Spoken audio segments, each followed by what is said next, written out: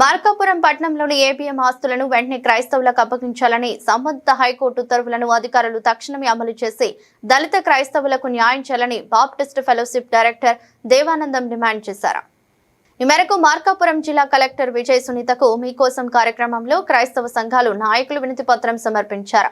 ABM ఆస్తుల విషయంలో ఇప్పటికే కోర్టు తీర్పు వెళ్లినప్పటికీ అధికారులు దానిని అమలు చేయకుండా కాలయాపన చేస్తున్నారని ఆరోపించారు. ఈ సందర్భంగా దేవానందం మాట్లాడుతూ కోర్టు తీర్పును అమలు చేయాలని పలుమార్లు అధికారులను కలిసి వినతులు సమర్పించినప్పటికీ ఎలాంటి చర్యలు తీసుకోలేదన్నారు. ప్రతిసారి సమస్యను పరిష్కరిస్తామని హామీ ఇస్తున్నప్పటికీ ఇప్పటి వరకు ఎలాంటి పురోగతి కనిపించకపోవడం బాధాకరమని అన్నారు. దళిత క్రైస్తవుల హక్కులను పరిరక్షించేందుకు హైకోర్టు తీర్పును వెంటనే అమలు చేసి ఏబీఎం ఆస్తులను క్రైస్తవులకు అప్పగించాలని ఆయన ప్రభుత్వాన్ని మరియు అధికారులను కోరారు. కోర్టు ఆదేశాల అమలులో నిర్లక్ష్యం ప్రదర్శించడం సరికాదని ఇకనైనా బాధితులకు న్యాయం జరిగేలా చర్యలు తీసుకోవాలని డిమాండ్ చేశారు. కార్యక్రమంలో ప్రేమ్ కుమార్, కాసయ్యతో పాటు పలువురు దళిత సంఘాల నాయకులు, క్రైస్తవ సంఘాల ప్రతినిధులు ఉన్నారు.